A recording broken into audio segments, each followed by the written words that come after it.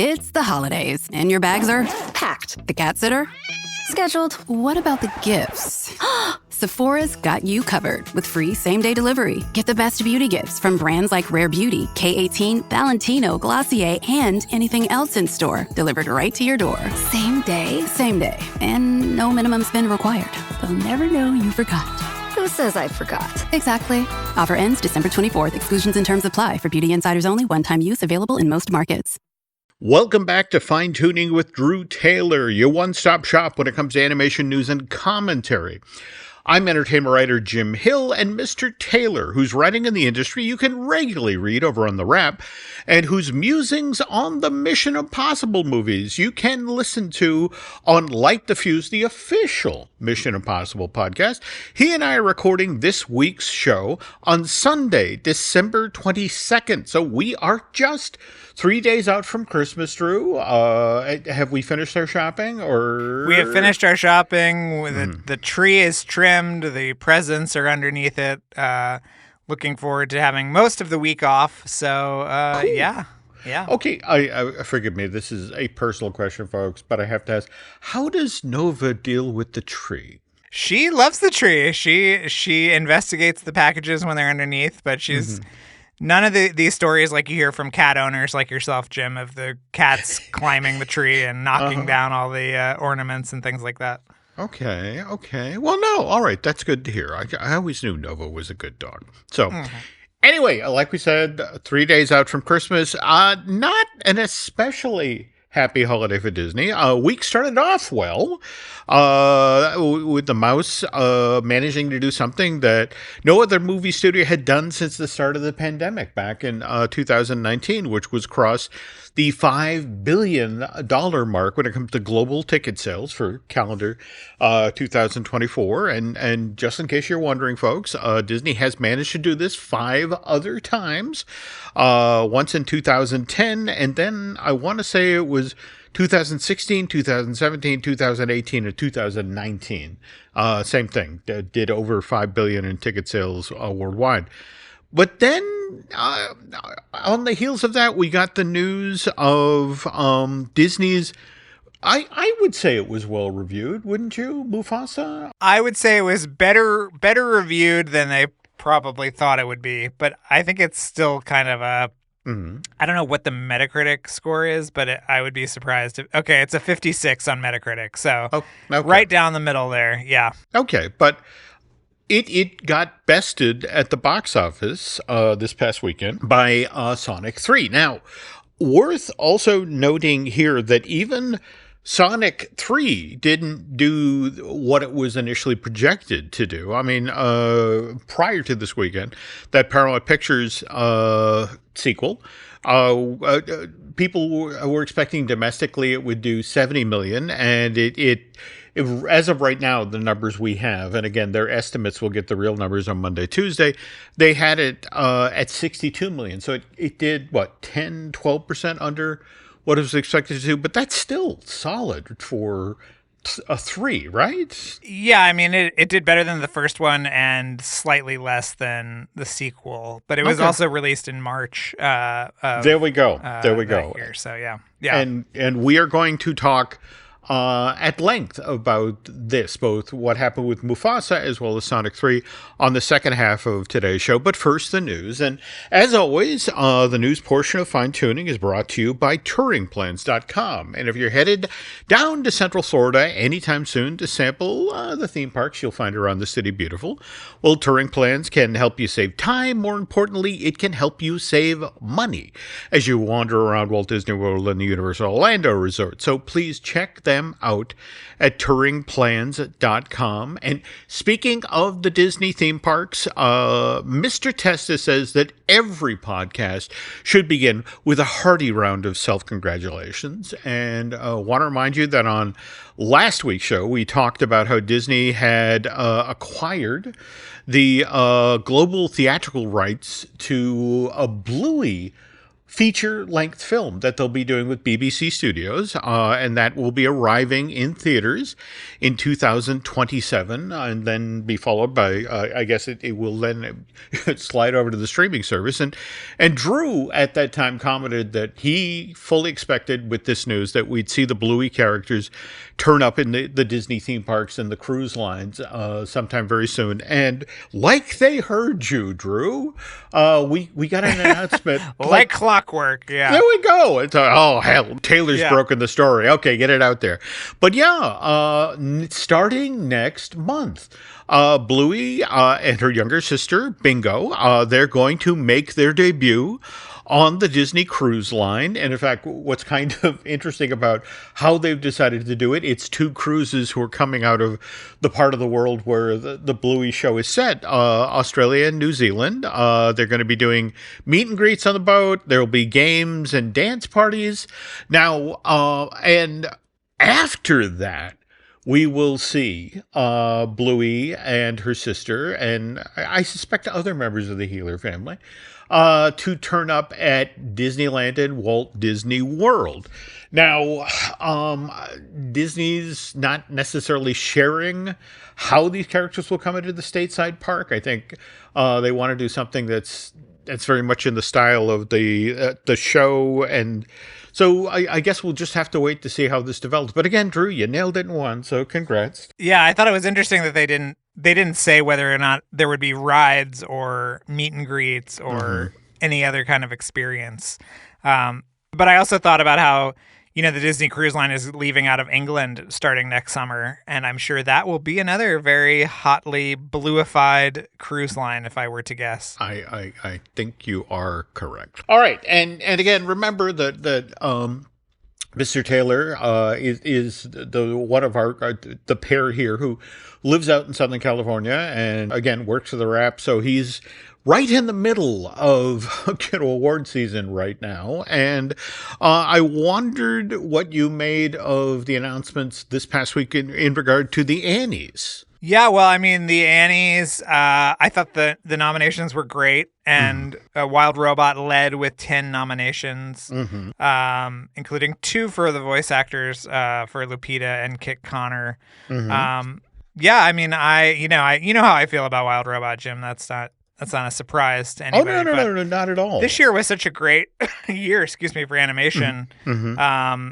That, I was very, very impressed. That said, though, we had been talking earlier about the independent film Flow. I want to say that it had been doing surprisingly well with, was it the Los Angeles critics, the Boston critics, and I want to say the New York critics had named it the best animated feature of the year? Or Yep. Yeah. Yep. So, and don't get me wrong, I love that this Chris Sanders film has gotten the attention that it's gotten as well. So, going to be interesting as we march forward here. And speaking of which, the Annies are February, right? I don't know when that sounds right. Okay. So, well, now, speaking of things that got all sorts of recognition at the Annies, Dream Productions, that new limited series that bowed on Disney Plus earlier this month, actually came away with 6 nominations: Best Limited Series, Best FX, Best Character Animation, Best Character Design, Best Production Design, and Best Voice Acting for Paula Pell, which I... Personally, that makes me very happy because I've known Paula for years. She was the original Pamelia Perkins at the Adventurers Club in Walt Disney World. So the fact Get out of here! I did not know that. Yeah, no, she was part of the opening cast, and on the back of that, and all of the work she did there. I mean, that then led to her. How many years did she write for Saturday Night Live? Oh God, I don't know. Probably 10 years. She was like Kristen Wiig's kind of right hand woman. They did so many amazing sketches together. Yeah, they did. They did. Legend. But this is the thing. I'm kind of hoping on the heels of this nomination, that maybe we could lean on Pixar and get her to come on the show because, again, like I said, she was there as the Avengers Club came up out of the ground. And furthermore, I actually sat down and watched all 4 episodes of Dream Productions this past week. And I'm just going to flat out say it. I like this more than Inside Out 2. I think that's fair. I think it's totally fair. Yeah. I think it's a better story, and I mean I get it. It's episodic because of course it's a series, but I enjoyed this Riley more than I did and I felt like this is what an actual preteen girl would be worried about. But if you haven't seen it yet, folks, go out of your way to check out Dream Productions. A couple other things in regard to this year's Annies. Worth noting that they're giving a Special Achievement Award to Pete Docter and Don Perry for their wonderful directing at Disney book. Have you managed to crack this one open yet, Drew? Or? I have not. I keep waiting to figure out who I should bother at Disney to get it. I think I should bother somebody at Pixar, considering it is a Pete Docter That might be a way to go. But well, let me see if I can help there. And the other one, also getting a Winsor McCay this year, Aaron Blaise, who, given the work that he did down at Feature Animation Florida, and more to the point, given he's been teaching animators and artists online for years now, I love that his contemporaries are recognizing him. So he was also the second place winner in the Jim Hill lookalike competition that we held in Washington Square Park in New York. So yeah. Big year for Aaron. Yeah, that's right. Very attractive man. Okay. Anyway, now some probably news that the folks at Pixar aren't necessarily excited about, because we're in the second week now of the news cycle in regard to what happened with Win and Lose. And I want to remind you, we talked about, Jordan and I talked about this on last week's show, how the trans character Kai had her storyline, changed.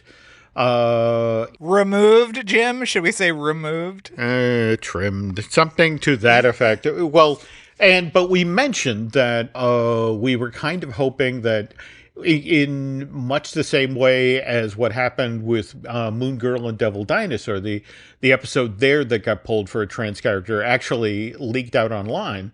And sure enough, we not finished animation, but we got the story reel for a scene with Kai, right? Yeah, I actually wonder if this was not what was removed. Okay. Because as they stated, the decision had been made relatively recently, which means that her material would have been fully animated. It would not have been in storyboards. So I wonder actually if this is something separate from the same character maybe, but not what was intended to be in the final version of the show. Okay, that is a valid thing to point out. Also want to credit the folks at Lost Media Busters. They were the ones who decided to push this material out there. That we also then got an interview over on Deadline with Chanel Stewart, who a few years back was a 14-year-old transgender girl who found out about this audition and was so excited to audition. And as they mentioned in the Deadline piece, I was exactly what they wanted to a T, and that's why it felt so right. And I immediately asked my mom if I could do it because I felt if I don't do this, it wouldn't make sense. And speaking of Chanel's mom, Keisha, she goes on to say in this same article that, it's like what Disney said in their statement about the decision to remove this material from that episode of Win and Lose was, again, that when it comes to animated content for a younger audience, we, and by we mean the Disney Corporation, we recognize that many parents would prefer to discuss certain subjects with their children on their own terms and timeline. And what, again, Chanel's mom, Keisha, said, it's important that we not hide the fact that my daughter is transgender and this is her life. That there may be some parents out there who are not ready to have this conversation, but this is the world we live in, and everyone should be represented. Everybody deserves to be recognized. And it felt like it was another setback for the LGBTQ community, because it's hard on transgender teenagers or transgender people, period. So, and that is a very valid point. Yes. So, okay, moving on now. We got news from Netflix and Sony Pictures Animation that we're gonna get a Ghostbusters movie, and I hadn't you had known about this a while back, right? Yeah, I think that this is a different iteration of a Ghostbusters movie that was announced a few years ago. It's a new creative team. Kris Pearn is the one that is now directing. I'm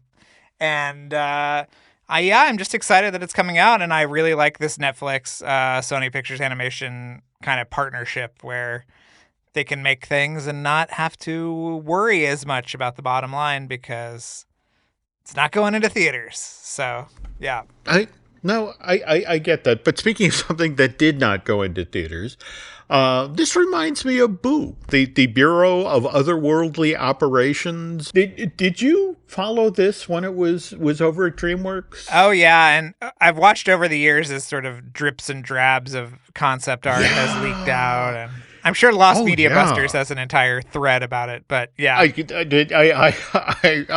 I'm quite certain of that. Yeah. I've actually seen large chunks of this, and just to give you a background here, folks, this was kind of an inverted Ghostbusters, wasn't it? Yeah. When it was announced back in May of 2009, the notion was that the ghosts are protecting humans from the really mean ghosts, and it had an absolutely killer voice cast. I mean, it was Seth Rogen, Matt Bomer, Melissa McCartney, and Bill Murray. Bill Murray as the villain, as the Drake, the really big bad ghost. And then to round out the cast, voice cast, Octavia Spencer, and Rashida Jones, and then Jennifer Coolidge. And but again, announced in 2009, was originally supposed to arrive in theaters in 2012. That got pushed to 2013, and then pushed even further out to June of 2015.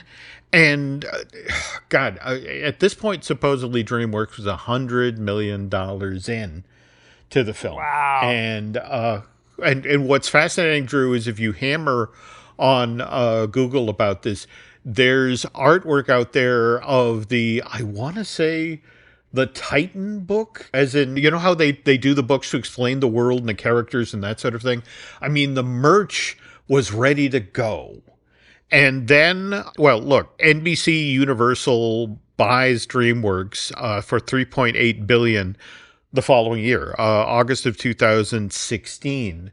And wasn't the story that basically DreamWorks killed a number of projects just to get themselves in better shape to sell? Yeah. Well, the other thing was apparently that this was when they kind of absorbed / closed Pacific Data Images, which was doing the animation on the film. There were a lot of issues that conspired, but yeah, they said that it was 60% animated.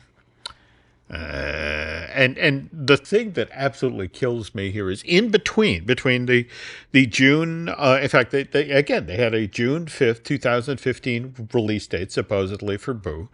And again, we have the actual sale to NBC Universal in August of 2016, but right in between there is July 16th is the female Ghostbusters, the Paul Feig film. And I actually like a lot of that movie. Yeah, it's not bad. No, it was just one of these things where I just wonder.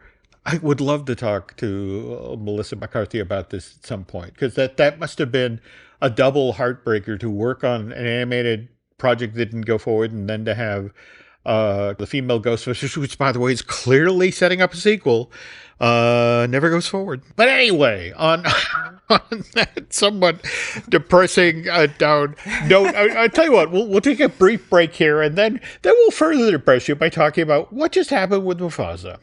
But first, this. This episode is brought to you by LifeLock. The holidays mean more travel, more shopping, more time online, and more personal info in places that could expose you to identity theft. That's why LifeLock monitors millions of data points every second. If your identity is stolen, their US-based restoration specialist will fix it, guaranteed or your money back. Get more holiday fun and less holiday worry with LifeLock. Save up to 40% your first year. Visit LifeLock.com/podcast. Terms apply. Streaming now on Peacock. Paris Hilton and Nicole Richie are back. That's hot. Loves it. For a show-stopping reunion that will prove putting on an opera is anything but simple. We're really good at this. One thing's for sure, they won't be upstaged. Good to have you back. Come on, we've got a show to do. Paris and Nicole, The Encore, a 3-part reunion special. Streaming now, only on Peacock. Over the last 16 years, the Subaru Share the Love event has supported charities like the ASPCA, Make-A-Wish, Meals on Wheels America, and the National Park Foundation. When you buy or lease a new Subaru from now until January 2nd, Subaru and its retailers will donate a minimum of $300 to charity. Support a great cause today at Subaru.com/share.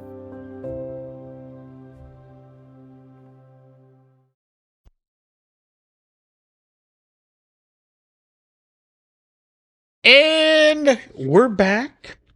Okay, so Drew, again, we said this is the top of the show. Probably not what Disney wanted to find under the tree this Christmas. A Mufasa that what it did 2/3 of what it was supposed to do. I want to say that. What do you hear? What did you see about the box office projections last week? Well, I mean, I think we started to kind of understand what was going to happen on Thursday night, which was when it and Sonic both opened for Thursday previews.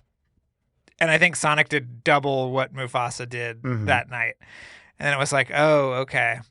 Now, the movie is so astronomically expensive. I mean, that's one of the big differences between Mufasa and Sonic is that supposedly Mufasa cost at least $200 million to produce with another $100 million in marketing and distribution and all of that. So you're looking at a movie that needs to clear $900 million to make a profit. And it does not look like it'll do that. Although I did see some box office reports that were saying, listen, this could be like Wonka from a few years ago. Okay. Where it started slow. I think Wonka only opened to 35 million or something and then, ended up around 300 million domestically. So that could happen, although I don't think it's as likely. Also worth noting that, again, let's not forget about Pixar and Elements. People did the same thing. We're very quick to, it underperformed at opening weekend, and that story ended happily. I will say this does not seem to be a situation where you have, people talk about with Moana 2 and Wicked, and one is, barely 90 minutes, the other one is damn near 3 hours. So, whereas, to be honest, Sonic 3 is an hour and 50 minutes long, and Mufasa is an hour and 58 minutes long. So it's not a question of one is able to get in more screenings per day. But just to be clear here, we are talking about the prequel to the 2019 photorealistic version of The Lion King, and want to stress here that almost shot-for-shot redo of Disney's hand-drawn Lion King from 1994, that did $543 million worth of tickets sold in the States, an additional $1.1 billion overseas, worldwide gross of $1.65 billion. That made 2019's Lion King the all-time top-grossing animated And that's with an asterisk, folks, because if you've ever listened to this podcast, Drew and I have gone round and round about this previously about, can you call that an animated film? And happily, just in the past few months, Pixar's Inside Out then went on to become the all-time top-grossing animated feature with a worldwide gross of $1.69 billion. So we don't have to do this anymore. But this project got started fairly quickly after that Jon Favreau movie came out. I want to say we first heard this in development back in September of 2020. And I remember at the time there was all of this, people were kind of startled when the director was announced, with it being Barry Jenkins, especially what with this being the theatrical follow-up to his Academy Award-winning Moonlight. Though, worth noting here that in between Moonlight and Mufasa, The Lion King, Barry did do some very high-profile projects for streaming. There was at least one episode of Dear White People for Netflix, and then, of course, there was his Underground Railroad series for Amazon. And, all right, Drew, so early on, they talked about how this was going to follow the Godfather 2 playbook, so to speak, that a lot of scenes set in the past. We were going to get an origin story for how Mufasa came to lead the Pride Lands, how Scar got his name, and also some forward-facing stuff. Simba and Nala have their first son. Do you feel like that's a good description, or the what they were shooting for? I mean, I think the Godfather 2 thing is obviously very overblown, but okay. Yeah, all those elements are still there. Mm-hmm. There's a really great article in Vulture about Barry Jenkins and his experience on Mufasa, which I encourage everybody to read. Mm-hmm. Yeah, it's just it's interesting. I mean, he didn't have final cut, but I hope he got paid. Okay. I guess that's really the thing. That's what we've been talking about with the whole. In fact, what was it? The Animators Guild still pushing back over that settlement. Yeah. All right. Anyway, back to Mufasa. Script was done by Jeff Nathanson, who'd also done the script for the 2019 Lion King. Lin-Manuel Miranda was brought in to do 6 songs, and it's kind of interesting to watch. There's a certain number of people online who are sort of grumbling about the fact, well, this is why he wasn't available to work on Moana 2, because he was doing stuff for Mufasa, but by the way, this past weekend when Nancy and I were driving down to New Jersey, we heard a wonderful interview on Sirius XM on Broadway. I want to say it was Jenna James sat down with Barlow and Bear, and what two lovely young ladies. Yes. And just talking, they're very sweet. Yeah. And they were just talking about the whole experience, that they were in New York there and then immediately leaving for London, and then from London to go to Hawaii. I mean, they were just in the middle of the press tour, but they just talked about how they got the gig and working on that project, and how Lynn was actually very supportive of what they were doing. So, well, one of them did the music for a Tokyo Disneyland nighttime show. Really? Oh, wow. Yes. Okay. Yeah, I don't know what the show was, but that was. I mean, I interviewed them a couple weeks ago at SAG, and I was like, how did you get involved? She's like, oh, I was already doing things with Disney. Mm-hmm. She's like in her early 20s. It's like, oh, of course you were always already doing things with Disney. And she wrote the music to a nighttime spectacular at Tokyo Disneyland. So I gotta chase that down. Holy cow! Okay, so now to get the specifics about why people are kind of picking at what would happen with Mufasa. All right, originally supposed to, and again, we're talking projections here, folks. So original box office projections for this Lion King prequel supposed to be 180 million worldwide.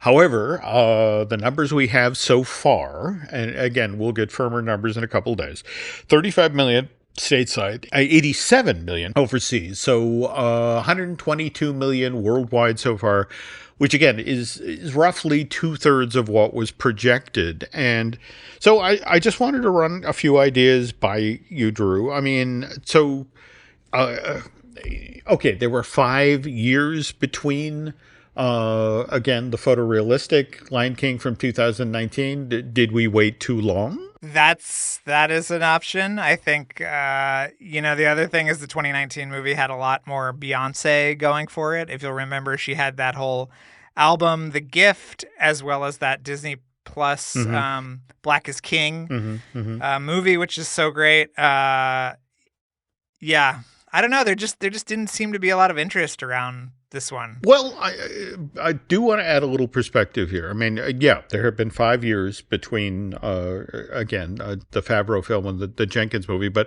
on the other hand, the first Inside Out came out in June of 2015. Sequel came out this past summer. That was 9 years. The original Moana came out in November of 2016. A sequel just last month. That's 8 years. And not to put too fine a point on it, the original Beetlejuice came out in March of 1988. And the sequel came out in September of this year. That was 36 years. Still managed to be the 6th highest grossing film of 2024 with $451 million worldwide. A more interesting theory, though, I think, is perhaps it was the wrong time of year. Because remember, the original Lion King, the hand-drawn version, that arrived in theaters in June of 1994. Photorealistic Lion King showed up in theaters in July of 2019. Maybe more of a summer-friendly franchise. On the other hand, Drew, literally at the top of the show here, what was it? You pointed out the first Sonic came out February of 2020. Second Sonic came out March of. In fact, I think you pointed out March of 2022, and now the third Sonic is now out in December of 2024 and is doing just fine. So yeah, I just wonder if it would have been better to just do a Lion King Part 2 instead of trying to do this, prequel, sequel, whatever. I think it's a little confusing to market that, and I just wonder if people just wanted a new story instead of having to go back to this kind of origin tale. That's an excellent idea. I mean, now mind you, I guess I can understand why the folks at the studio might have been a little hesitant, because weren't there at this point? There were at least 2, weren't there, that were done by Home Entertainment? Yep. Lion King 2, Simba's Pride, right. And then Lion King 1.5. Yeah. Which this has elements of Lion King 1.5. Does it really? Oh. Well, just in the fact that Timon and Pumbaa are there kind of trying to influence the story. What's interesting is that there was footage from this at D23 in 22. Is that when the last one was? Yeah. And it was completely different. I mean, it was Timon and Pumbaa telling the story, not Rafiki. It was very interesting. So I don't know if that was a Barry Jenkins idea or what, but okay. Yeah. Well, I guess we and again, folks, it's been a mantra on this show about it's important to buy physical media. So be interesting to see if the Blu-ray or the DVD, when this arrives, whether or not there are cutscenes or whether or not that stuff shows up. Though, to bring this full circle, I have been going to various Targets over the last week or so while Nancy's out of town, looking for some stuff. And I've been trying to get a copy of The Wild Robot, because some of the stores still had Blu-ray and DVD sections, and that seems to now be, they're all gone. They've all been eliminated. In fact, a number of the stores I went to, they just took their print book section and have now filled the shelves there. So I was wondering if you had any thoughts, or if you'd heard is there a particular version of the wild robot we should all be chasing down? Is there going to be a steelbook? Well, I mean, I think, any of them you should chase down because my quote is on the back of the box, which obviously, I mean, I think that's really the most important thing. But, I got the 4K UHD. Okay. I'm a big supporter of 4K, and it looks absolutely stunning. It's just beautiful.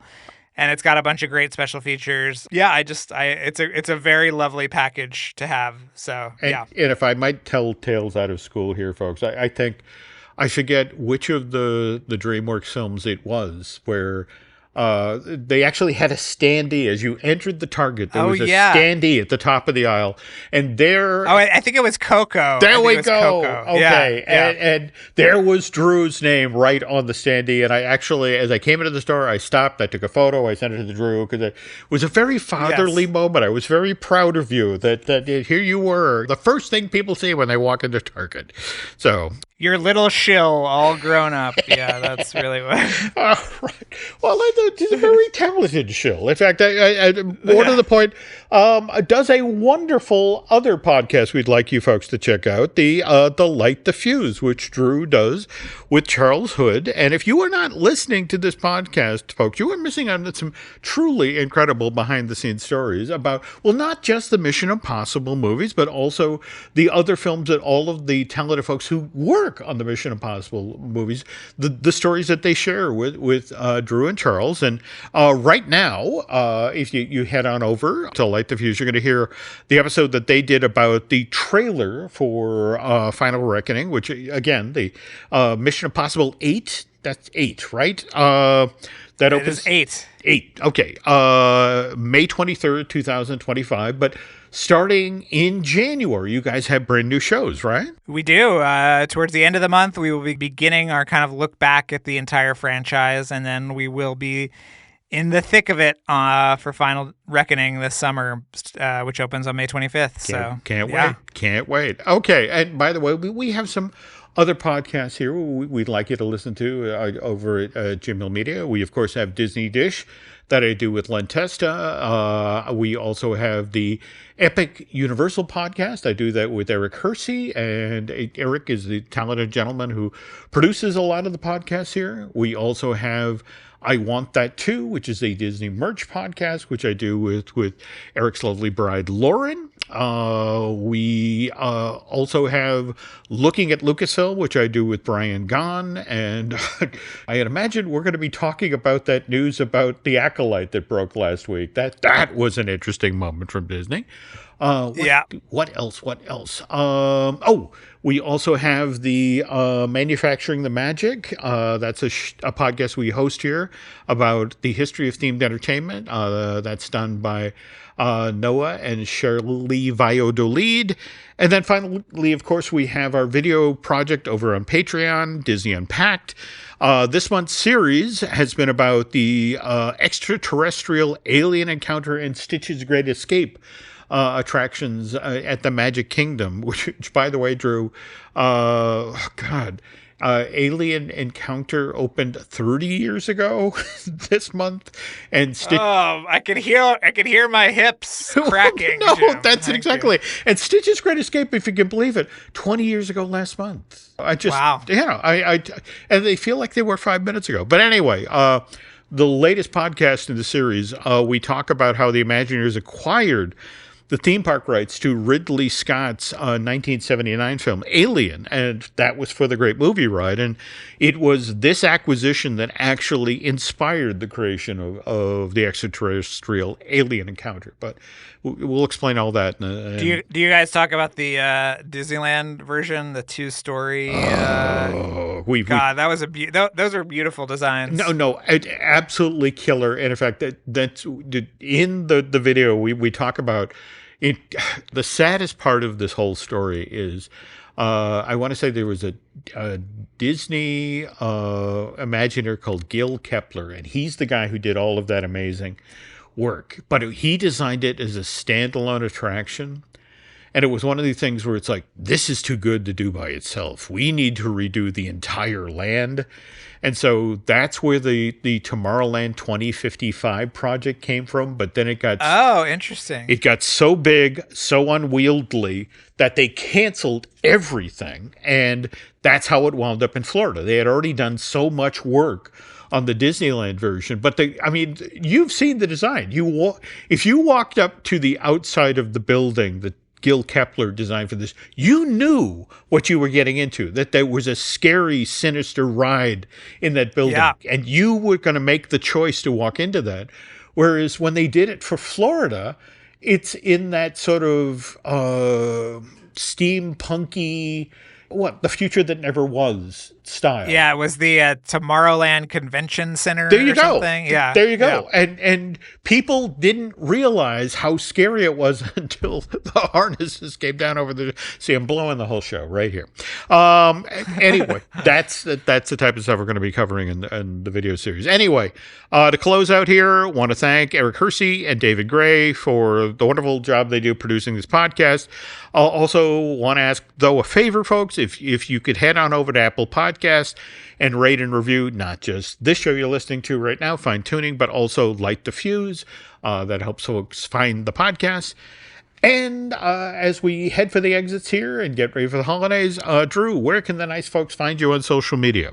Drew Tailored, like a tailored shirt or a jacket or whatever, on Instagram and Twitter mostly, but maybe 2025 will be the year that I move to Blue Sky for good. I'm trending in that direction myself. But speaking of which, though, for now, I am on Twitter and Instagram as Jim Hill Media, and over on Facebook as Jim Hill Media News. And anyway, folks, that's going to do it for this week's show. So on behalf of Mr. Taylor, thanks for listening to this week's Fine Tooning. Want to also wish all of you a very happy holiday, and we will be back soon.